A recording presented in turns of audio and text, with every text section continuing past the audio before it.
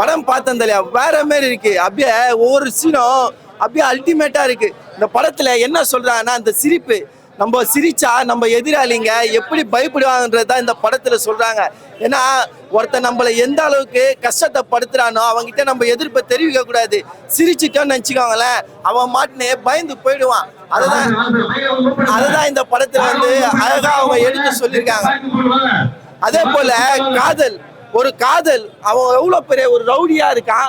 ஒரு லவ்னு வந்தோடனே அந்த ரவுடி என்ற இதுவே அவன் ஒட்டுமொத்தமா அடங்கிடுறான். ஏன்னா லவ்ன்ற ஒரு விஷயத்துல. அதே போல 14 வருஷம் காத்துனுக்குறாங்க அந்த பொண்ணு. ஆனா இப்ப இருக்கிற பொண்ணு இருக்குமா, ஒரு மாசத்துல நம்மளை விட்டு போயிடும். ஆனா அந்த பொண்ணு 14 வருஷமா அவருக்கோசம் காத்துனுக்குது. எப்படி? இதெல்லாம் படத்துல தான் நடக்கும், நிஜ வாழ்க்கையில நடக்காது.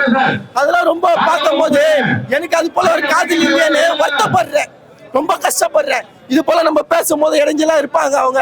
அதையும் நம்ம என்ன பண்றது, இடைவெளியா இருக்கணும். கடைசியில கிளைமேக்ஸ்ல ஒரு பாட்டை போட்டாங்க. பாட்டு பார்த்தீங்கன்னா வேற மாதிரி தெளிவா, அந்த பாட்டுல அப்படியே நரம்புலாம் துடிக்க ஆரம்பிச்சிச்சு. ஏன்னா அப்படி இருந்தது அந்த ஒரு பாட்டு. ஏன்னா அந்த மக்களை காப்பாற்ற அவர் போறாரு. அது போல என்ன சொல்லுன்னு தெரியல தலைவா, அப்படி இருந்தது தலைவா படம். வேற மாதிரி தெளிவா, அதே மாதிரி தெளிவா.